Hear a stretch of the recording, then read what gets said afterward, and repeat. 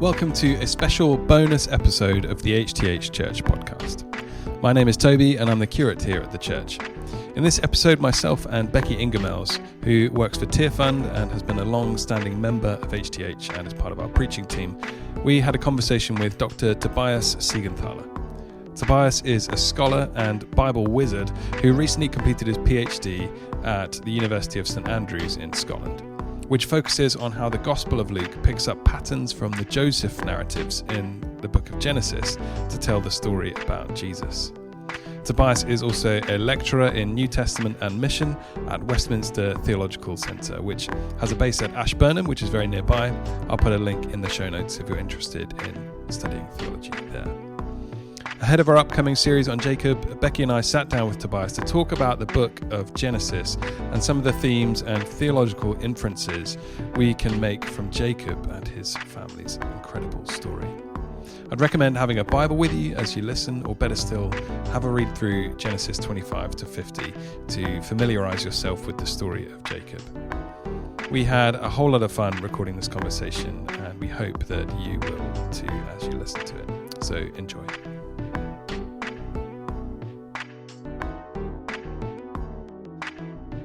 This is still amusing me that I've got my two bearded friends both called Tobias in one Zoom call. For me, this is like quite funny.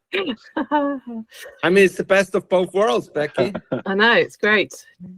Weird. Now, I don't know if I can help you with Jacob. I mean, yeah, I know you can, because I just thought I'd gin up this morning, so I just kind of read a bit, and I was like, oh my goodness, you are exactly the right person, because you know loads of stuff. Because I remember your lectures when you were talking about the Esau thing and the birthright thing. You actually know loads about this. Okay. I thought that probably we'd just keep going for the whole day. How about that? No. Yes. It's especially if we take into account that actually the Joseph stories are not Joseph's stories, but they're Jacob's story. I know. Honestly, Tobias, Toby, other Toby, we could honestly talk all day about this. If we go to Joseph, yes. But there's a lot. There's a lot in the Jacob story, isn't there? Yeah. We tend to follow the same pattern where we, in the new year, we will doing a series around one of the Gospels or Jesus, and then we'll have a Lenten thing, and then Easter, and then after Easter we go into an epistle. And then we have over August, we do the Psalms. And then after August, we go in an Old Testament character or book. So we've just finished doing Colossians. Last year we skimmed over Exodus, because you can't do it all, even in however many weeks we gave it. No. So and now we're moving on to look at Jacob. On the life of Jacob. So, okay, and where do you start? Chapter 25, I think, where Jacob first appears. So, I'm aware though that there's probably whoever's taking that first one, or we need to refer back to it. But we probably need to think somewhat about the backdrop and Abraham and all leading up into that as well. I mean, I don't know how many weeks we're going to do this preaching series on, but there's so much in this story, isn't there, that you could just go on and on and on. Yeah, I've done like a rough breakdown of what I think might be some of the key moments that we'll touch on. Tobias, after I wrote my essay for you about the woman at the well, I asked Toby if I could preach, so I could preach on the woman at the well. I really wanted to tell her to preach. They've never let me, but they've just roped me into every other single thing they've done. I keep waiting. Go to the woman at the well. Go to the woman at the well. Yeah. Well, maybe we'll give you a one-off that you can do it when it works. Humour me. Yeah. Then you have to start with Genesis 24, so that she can start with Isaac. Well, with Eliezer going to look for a woman for Isaac. Then you could bridge it all to woman at the well. So I kind of shoehorn stuff I like into whatever talk. Yeah. Okay. So you'll start with Well, the way I've broken it down, so I haven't actually gone for specific verses or chapters just yet, just kind of general themes. Mm-hmm. So Mm-hmm. the first week Mm-hmm. I've just called it the beginning, and we can give that's the kind of the backdrop to Jacob, where he's appearing in the narrative about Israel and everything. And then the second week will be the birthright and the blessing, which that's Mm-hmm. potentially a big chunk, and it spans a couple of chapters, so we need to break that up somehow. And then Mm-hmm. Jacob's dream, the ladder. Yeah. And then Jacob's marriages, plural. Mm-hmm. Then his the classic, the one that everyone wants to preach on, I think, is the wrestling match. Oh yeah. Ding ding. Yeah. Oh, a fun detail. He doesn't hit him by the side of the hip or something. He grabs him by his testicles. Just a fun detail, but no translation renders that. Anyway. Thanks for sharing that. Oh. Toby, make sure. I knew you wanted to know that, Becky. But... Toby, make sure that you share that with the church. I'm really happy to go there. It's the Septuagint that translates something about the side, and since then, the kind of tradition or the history of interpretation or translation has been to translate that it has something to do with the side. But all the evidence shows that the word itself is closer to other Semitic words that mean. Yeah. Anyway, does that also then have something to do with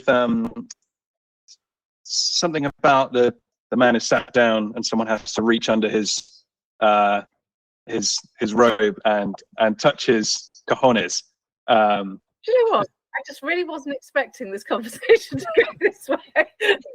we've gone on to testicles too soon. We'll come back to them.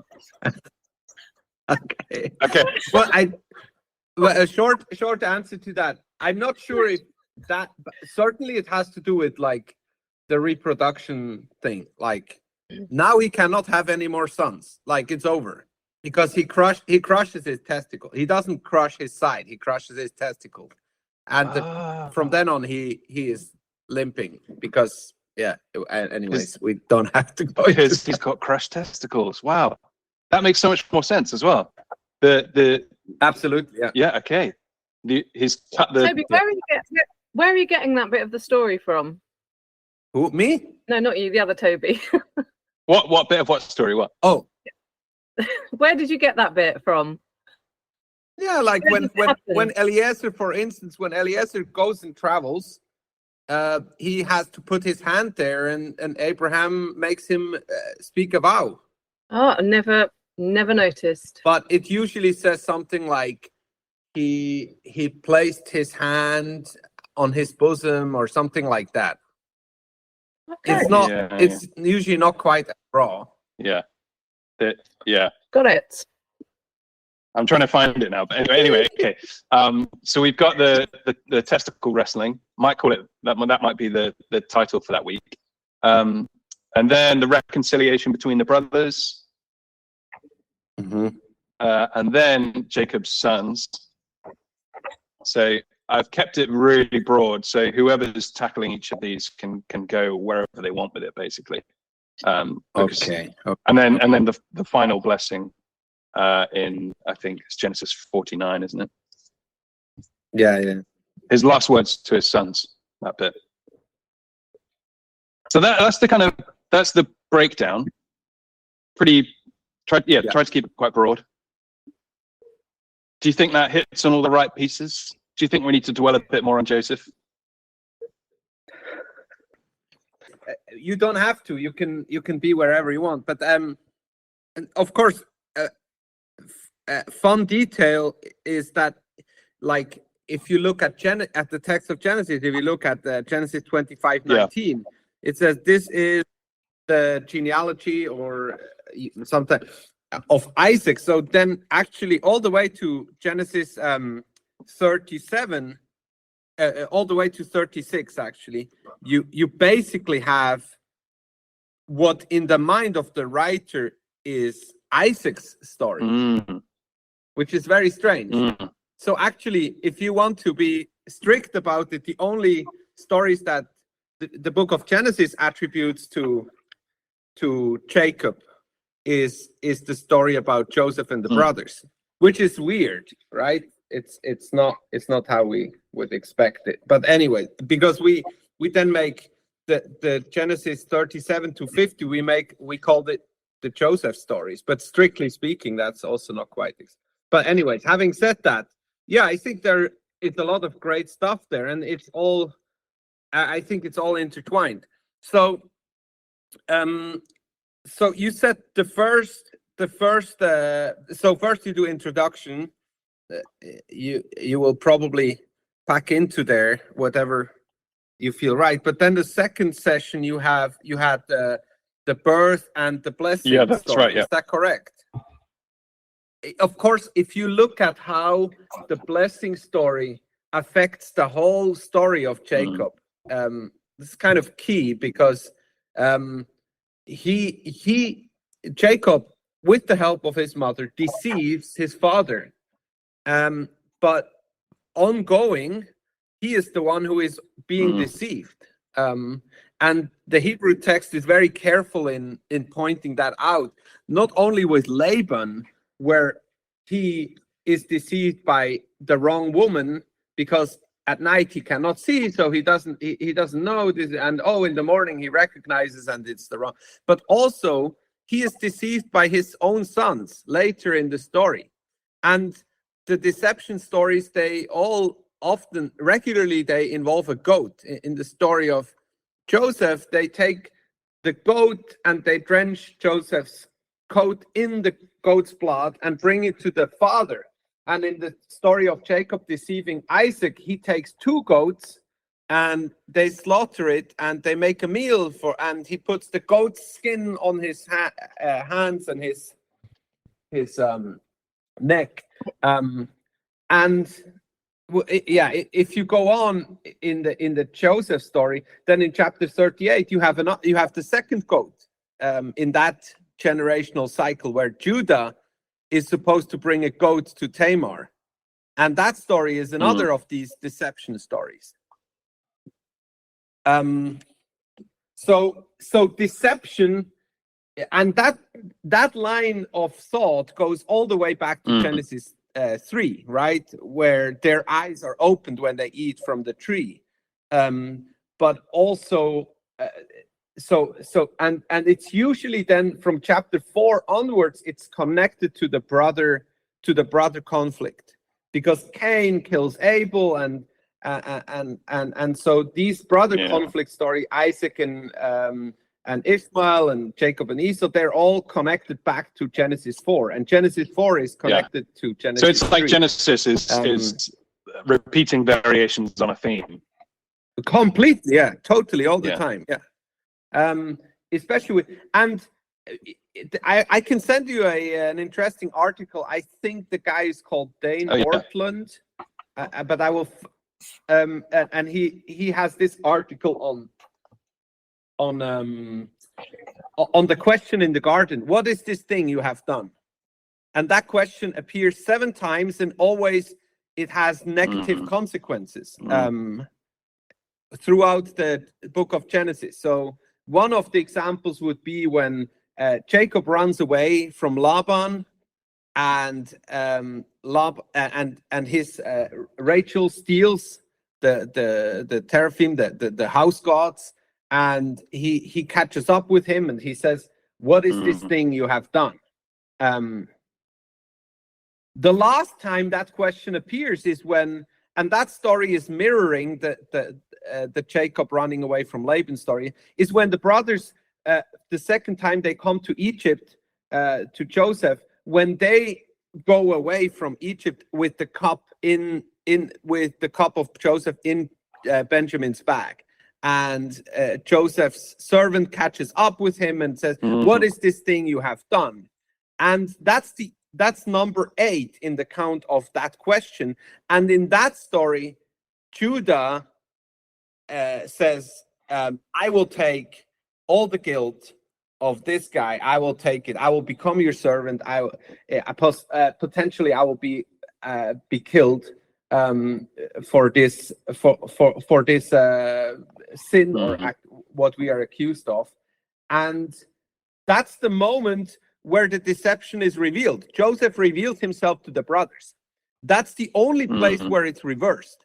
And that's why in the art of the book, Judah becomes the real hero, because he gives his life for the son of the hated mother.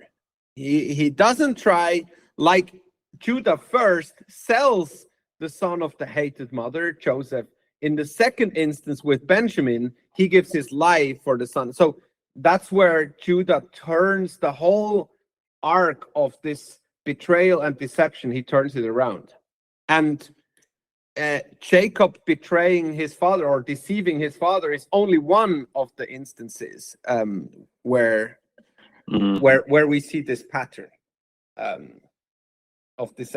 And of course, then for the New Testament, it's very important that Jesus is that Judah figure who gives his life for Judah so that Benjamin can live.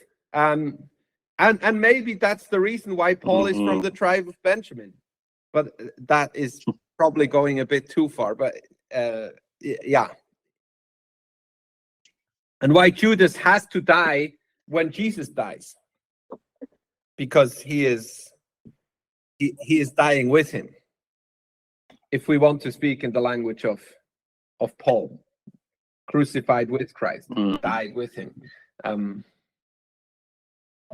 You will see with like all this language in the deception story and this brother conflict, there are a lot of echoes back to Cain and Abel. With even if you just take this whole story of him getting the lentil stew, and it is red called red, and it's like it reminds you of this in a way. It kind of echoes this. This whole story about blood, and like there is several like echoes back to that Cain and Abel. Oh, I see what you mean. So the soup that is symbolic or resembles in the same way that the blood of Abel. Yeah, exactly. They just have multiple elements where they are picking up. Let me see if I have a few more notes in my Hebrew Bible. Where they just pick elements up so that we will make that connection back and see, oh, here another kind of brother betrayal story is happening. Why does the reader want us to make that connection? Why the writer wants to make us, because I think in a way they're like showing that this is a generational thing. It's like it's happening all over again, and it doesn't get better. Like I think the Genesis 3 story, the fall story, is only the beginning, and every generation has its own fall story. When Abraham goes to Egypt and tells Sarah to say that she is his sister, we then have all this language that Pharaoh sees Sarah, and in his eyes she is good. He takes her, and like metaphorically, he wants to eat her, and in that moment he gets stopped by a dream. And then we also if I recall right, we have this question: what is this that you have done? But this time it is from Pharaoh to Abraham, and it's clear that Abraham is the one who is the wicked guy. Pharaoh is the righteous guy, which you would not expect. But he's the good guy. He's the one who saves Sarah from being having extramarital intercourse, being eaten, so to speak. So Sarah is the fruit in that analogy there. So it just keeps going. I think if you want to speak it in psychological terms, it's kind of a intergenerational pattern of behavior. I mean, you see that also in chapter 26, right? Isaac goes to Abimelech in the time of to Gerar in the time of a famine, just like his father. Abraham went down to Egypt, and basically the same wife-sister story. He is still he has not learned. He has not learned that you should maybe not lie about the identity of your wife in order to save your own life. They're just selfish, like we all are. And there's a lot of barrenness, isn't there? That seems to be a pattern that runs through all of these generations in the Jacob story. There's deception, but there's also barrenness, but then God kind of redeems the barrenness. Yeah, absolutely.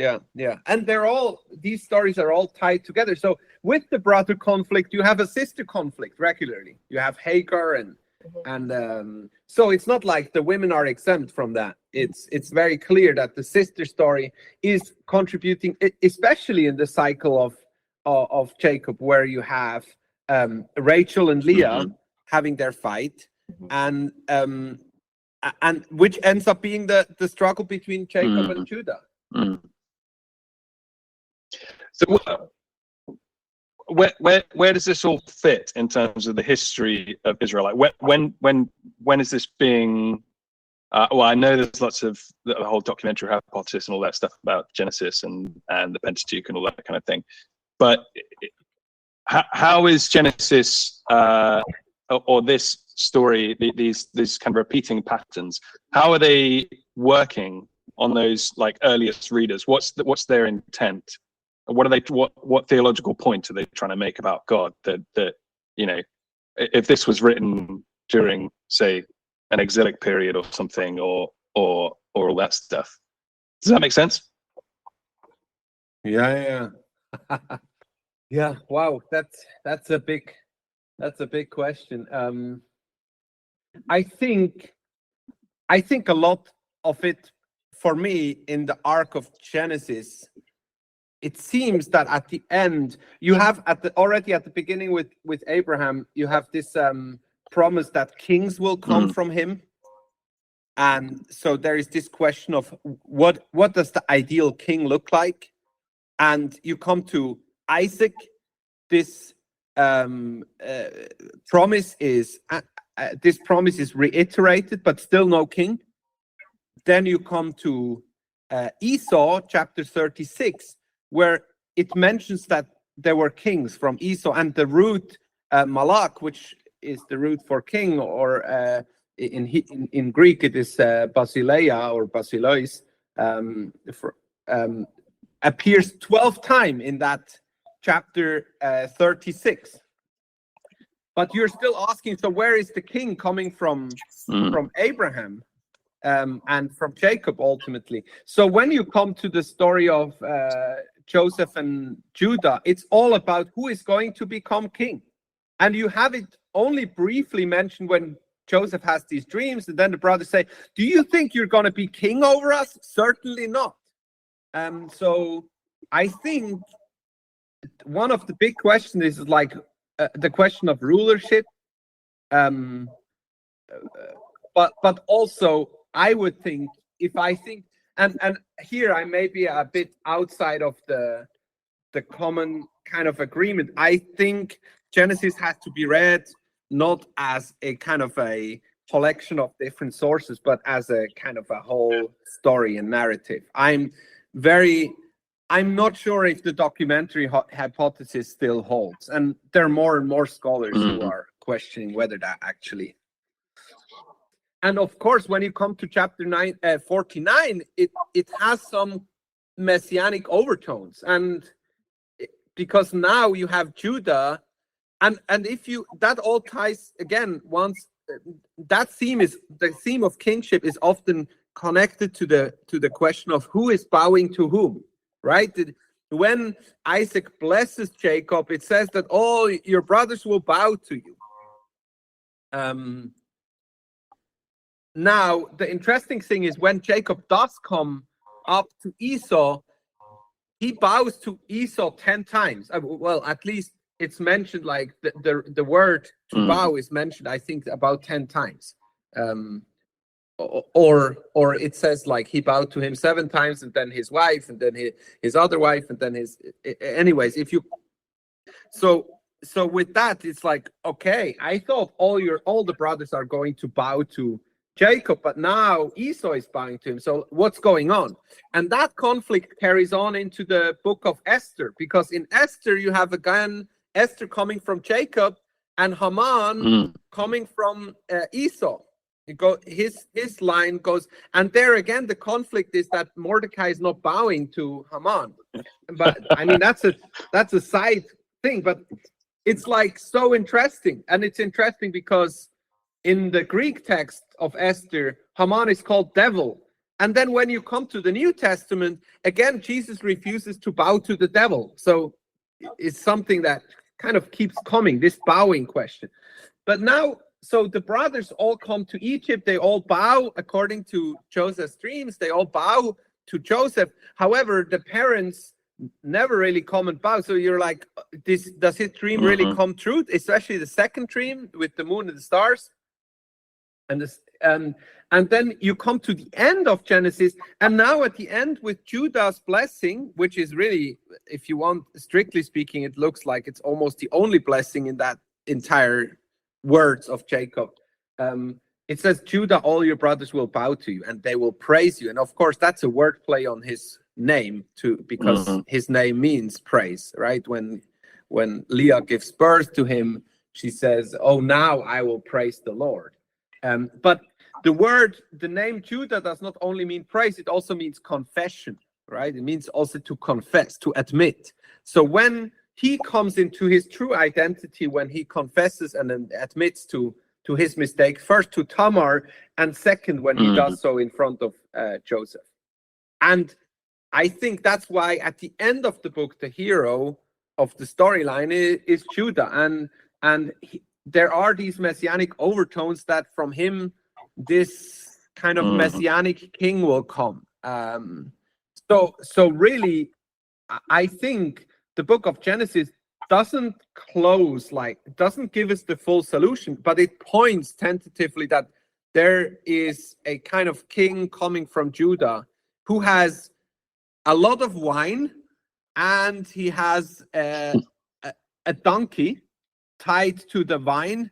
And so when Jesus is riding on the donkey, you should not only think of Zechariah, you have to think of Judah, because Zechariah is linking back to Genesis 49. It's like the donkey was already there, and then Zechariah picks it up, but the New Testament is like, this is the Judah guy you've been waiting for.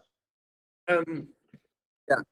So, and of course, he ties his donkey to the vine because that guy has so much wine, he can wash his clothes in the wine, and he can tie a donkey to it, what does the donkey do? It just pulls it out. So so when Jesus comes and has like so much wine and calls himself the vine, you should link back to Genesis 49. Now, I don't know if I answered your question, what they heard. It kind of pre-patterns the story of Israel. Because then, of course, in the books of Samuel, the question is again, where is the king coming from? And first you think, oh, he is going to be, the first king is from the house of Benjamin, Saul, right? Which in many ways is the embodiment of the rejection of the kingship of God. And Benjamin is tied to Rachel.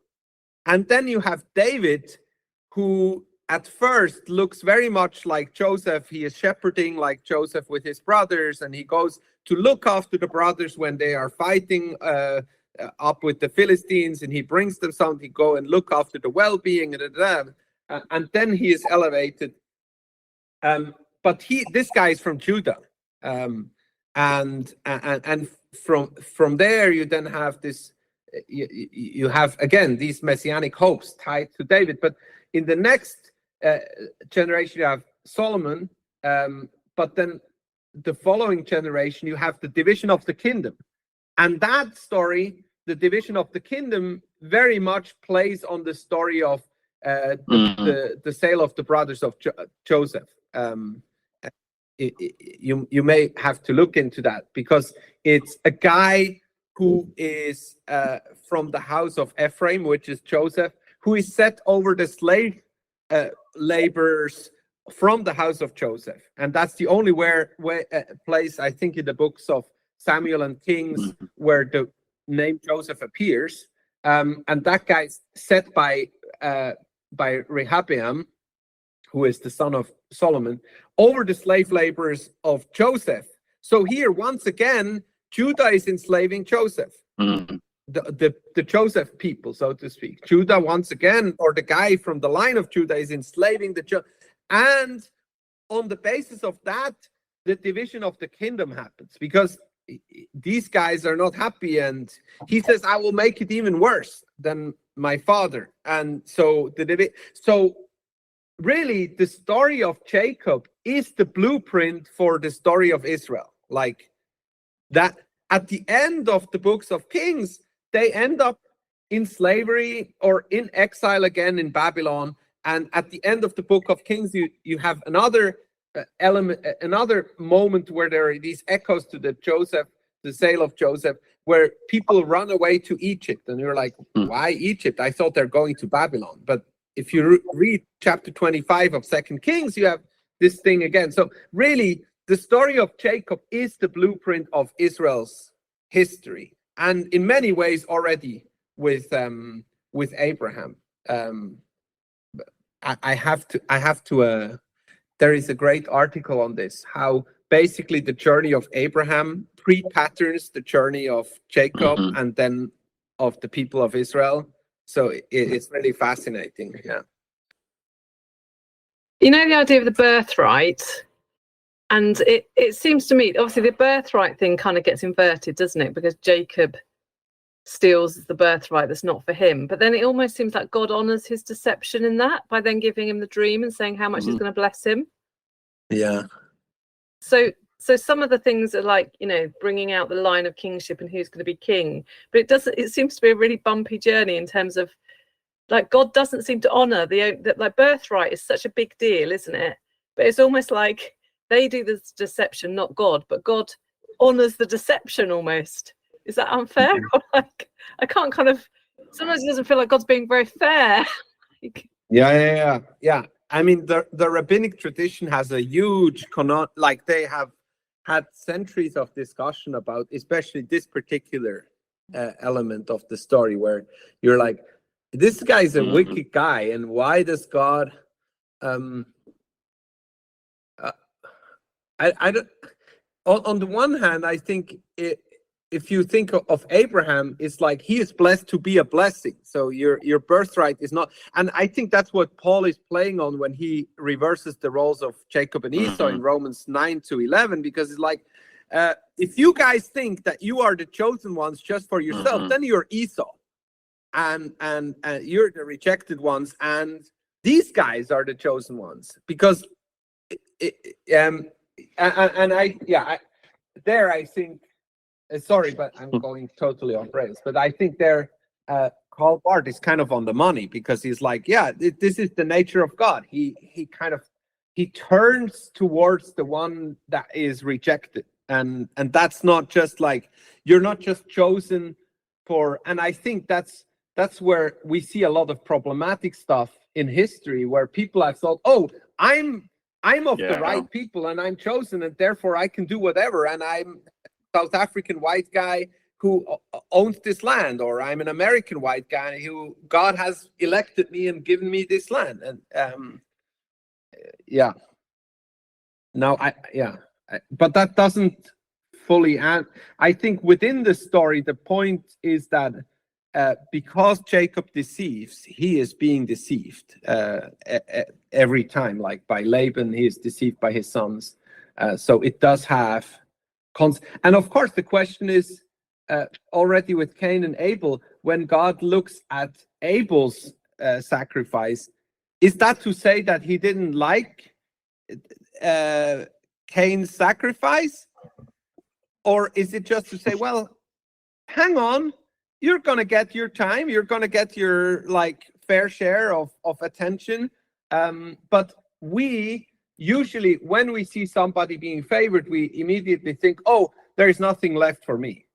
But if you get to know the God of the Bible, you're like, well, no, actually, there is often, like, God really has a soft spot for those who are left out. That's why he chooses the younger one in the first place. And screw up.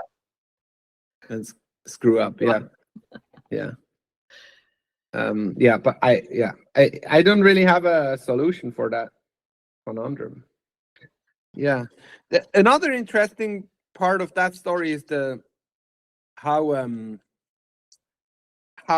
Jacob has this dream, and then he erects this stone, which is a total no-go. Like, this is wrong. Like, you're not supposed to make standing stones.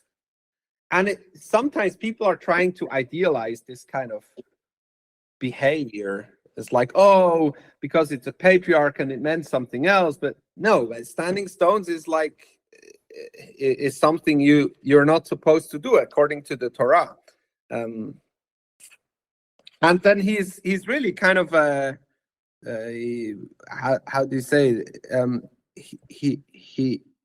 he doesn't have a lot of faith, right? It's like, yeah, if you are going to bring me back here, then I will build a house for you. And it's like, but God was like, no, I'm in with you, I'm in for you. And he is starting to make conditions there. So it's not quite a good idea what he is doing there.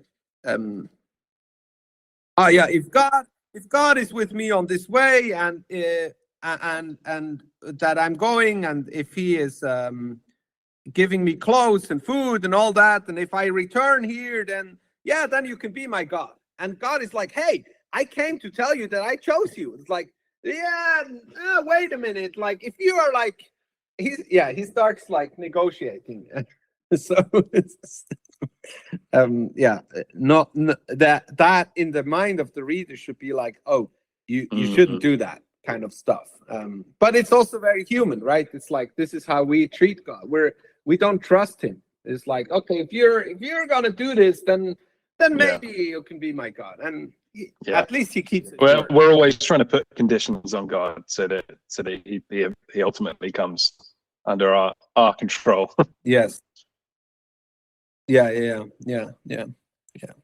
So, what's the gospel according to Genesis, or according to the Jacob story? For me, you really have to see the whole arc if you want to have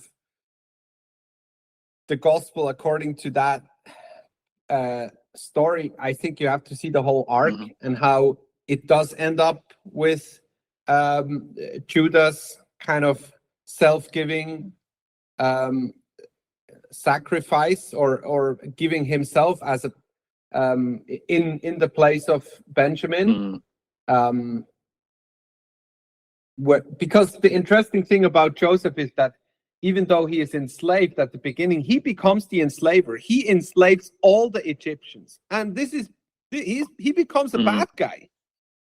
He doesn't just stay the innocent enslaved guy. In many ways, it seems that the book of Exodus, when now the Egyptians are enslaving all the Israelites, it's like just reversing of what Joseph did. Joseph enslaved everybody except for the Israelites, and now they're doing that. So Joseph is the hero in the first story, and that's why Jesus looks like Joseph in the first part, where Jesus is sold like Joseph by Judas. But in the second part, it is Judah who emerges as the leader and in many ways the savior figure of the whole story. He is now, here is an interesting thing. Judah is the wine guy. I said it, but the interesting thing is that Joseph is the bread guy. And it seems that the New Testament says, like, you need both. You need bread and wine. And that's maybe ultimately the whole thing, that for the book of Genesis wants to say you need both brothers. They're all needed. If you kick one out, you're in trouble, and if you kick the other out, and the whole book of Genesis seems to be about, like, which brother gets chosen and which one gets frozen, so to speak. But if you look at the Joseph story and the way the New Testament interprets it, it looks like Jesus looks like Joseph, and he does look, he is from the tribe of Judah. They want to have it both ways. You know, the bit about Jacob's well, when the woman meets the well in Samaria in Mark. Because obviously there's a narrative, isn't there, around the division with the brothers. So the division between Jacob's sons, but then Jacob's well coming into the New Testament and God kind of restoring the inherited division. And what's the significance of like Jacob's well being in that story of kind of Jesus bringing in reconciliation and sort of crossing those divisions? So yeah, I think little sort of, you know, imagery there. Yeah, I think that's right. That this is a story where it shows that Jesus is the one who reconciles the brothers. Mm-hmm. And it says that this is the well that Jacob gave to Joseph. And if you look in Genesis, like, where does Jacob give a well to Joseph? There is no well that Jacob ever gives to Joseph. There is a well kind of thing that the brothers throw Joseph in, but that's the only thing that is associated. But I think the point is that the Samaritans are seen as the offspring of Joseph, and at least according to the Samaritan tradition itself, and that Jesus is from Judah, and these woman at the well stories are marriage stories, and this is Jesus coming from Judah looking for his bride who is from Joseph, so that the two can be brought together and reconciled. So I think this is the way that John is telling the story of how Joseph and Judah are coming together. Mm-hmm. And Matthew and Luke have a different way. They don't have this story, but they introduce a guy called Joseph at the very beginning of their gospel, who in Matthew is a dreamer, etc., and looks like Joseph from Genesis, but he is ultimately from Judah, and they want to see that, okay, here the brothers are being, and with the Magi coming from the east, bringing their treasures, that is playing on the Isaiah imagery, where all these sons of Abraham, and now also including the sons of Ishmael and the sons of Keturah, are coming to bring their treasures. And I think that's the way the gospel reads Genesis, and said, well, these brother divisions, they're real, and they've been the part of history throughout the biblical history, but here these brothers are being reconciled. So in that way, I think we have to see, if you ask for the gospel in Genesis, I think the Genesis leaves the solution to the problem open. It points to the solution, but in the, I would say it's the story that reveals the gospel ultimately. But I see a lot of, in many ways, the Genesis is just the way. How does Israel end up in Egypt? It's the story from the garden to Egypt. It's not the story of Egypt to the garden. That's the gospel story. And of course, the rest of the Old Testament tries to figure out how Israel is coming out of Egypt, out of slavery, out of exile, all this, but it just keeps getting worse. So we come to the end of the Old Testament ark story, and it's like, man, we're really messed up, because now our own people look like Egypt. We're even worse. We're in Babylonian captivity, and yeah, we need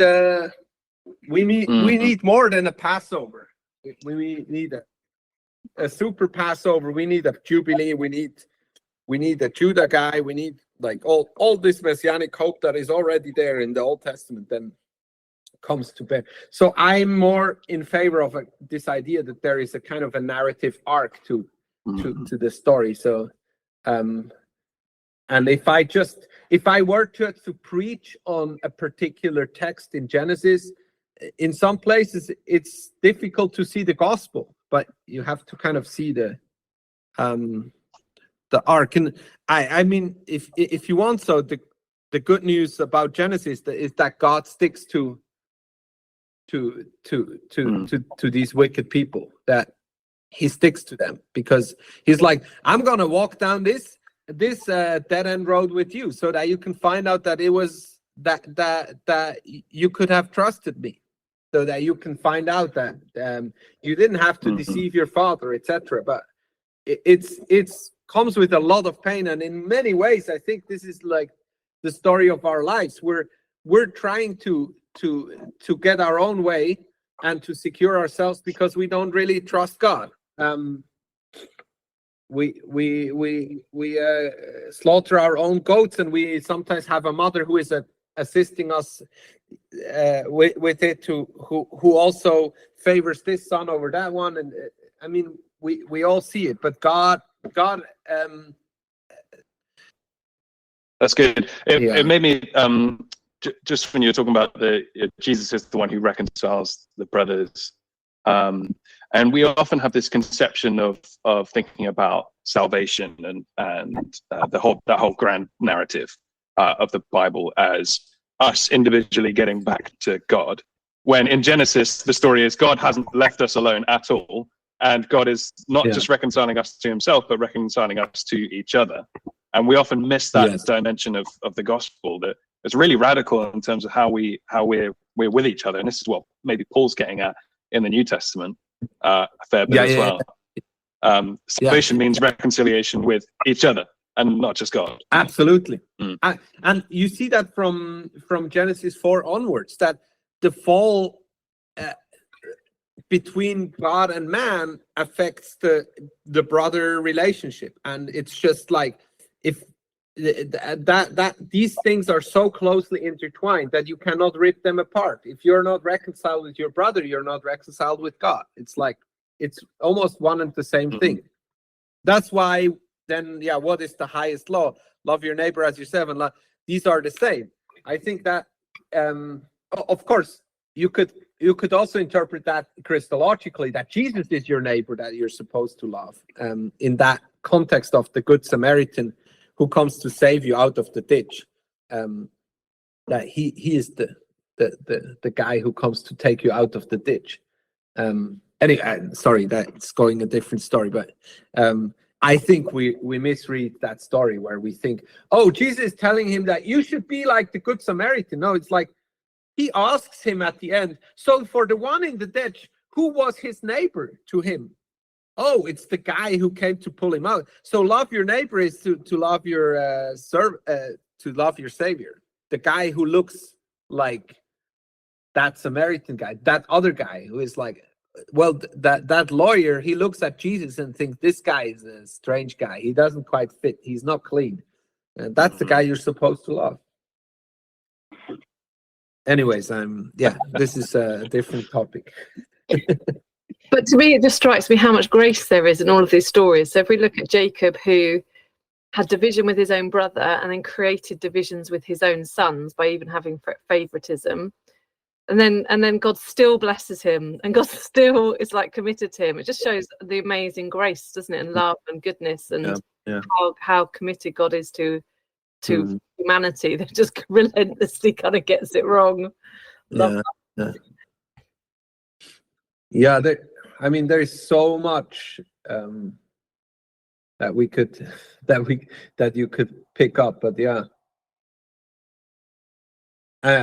one of the stories I find really difficult in that is when Laban catches up with Jacob and says, and Jacob is like, whoever these things are found with should die.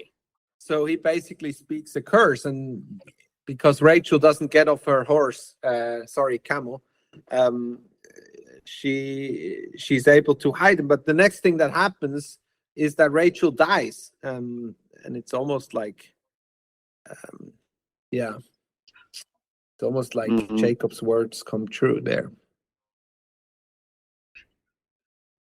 I feel like I could listen to these kind of conversations all day long, but I know we've all got stuff to do. But, it is really exciting, right? Because when you see how it all fits together, it's like, it's just amazing. And you're like, how did they write this stuff? Like, who are these people? Like, we don't know this kind of literature. We we're not used to reading that way even, because it's all so carefully intertwined. And usually when you have a difficult story like here with the Jabbok, which has to have some links to the Exodus, because he's coming out of slavery and he's crossing water, and but why does he have this fight? Why does he have this struggle?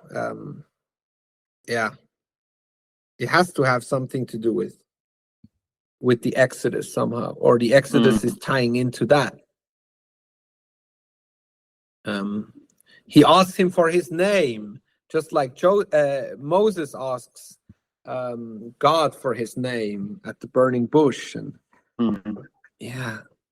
and then it's like, I have seen God face to face. Another reference to Moses, like Moses seeing God face to face, Exodus 33. And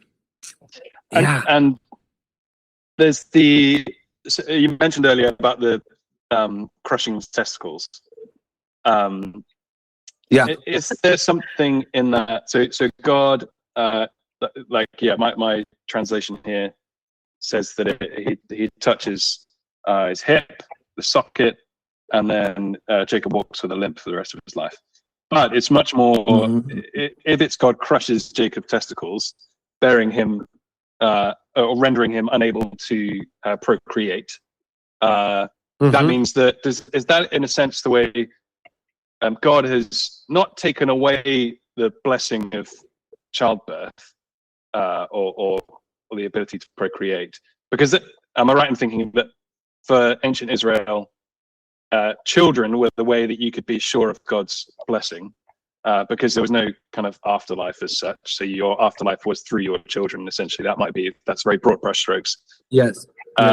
So God's taking control, literally taking testicles, crushing them, and saying, well, this isn't going to be some predictable pattern that you can hang on to now. You're not going to box me in just by procreating now. But I don't know. Yeah, I think that's, it must go in that direction. It has to do with, like, I'm gonna stop your ability to kind of create your own kind of your kind of inheritance, or your future life, etc. And maybe that's the reason why Benjamin really becomes his darling boy, because it's like, that's the last one he was able to have. Yeah.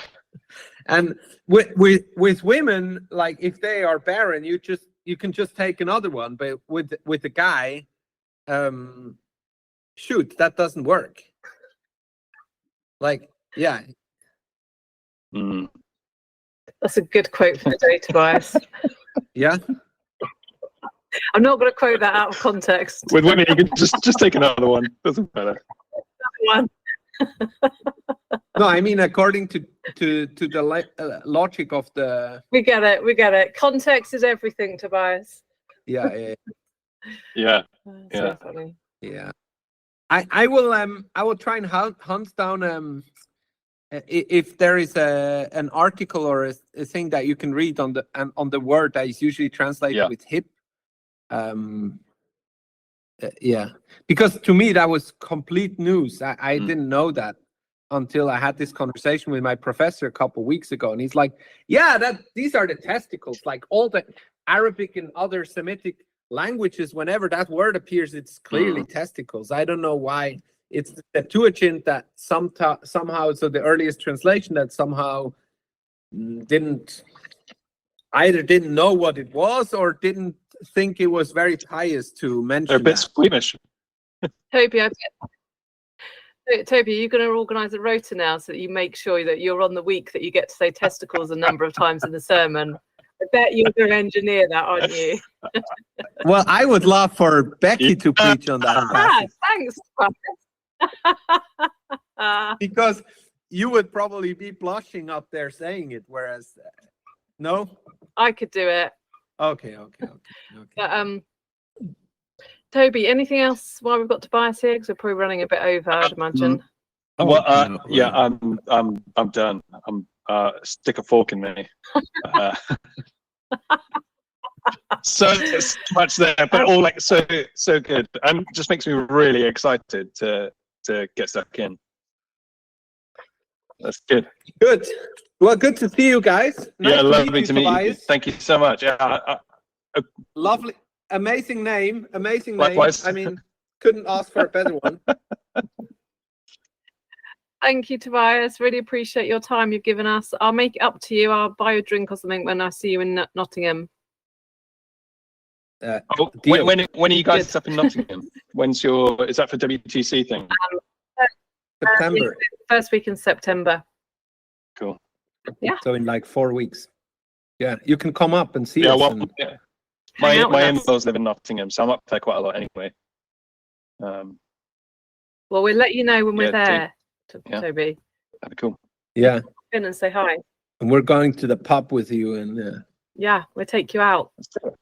Just don't go out with the Irish. They're so badly behaved. As long as you avoid those going out the evening, it's all good. only Becky goes out with the Irish. Anyway. You mentioned the Irish, I didn't. Right, listen. This is too much of a colliding of worlds. Otherwise, my bad stories are going to go both ways. I'm going to get in a lot of trouble. So, hopefully see you soon, Toby. And yeah, thanks. Bye. Bye, guys. Bye. Bye. Bye. Thanks for tuning in to the HTH Church podcast. If you enjoyed this episode, why not share it with someone you think would appreciate it? And be sure to subscribe to our channel to get notified when new episodes are published. Thanks again for listening, and we hope you have a great day.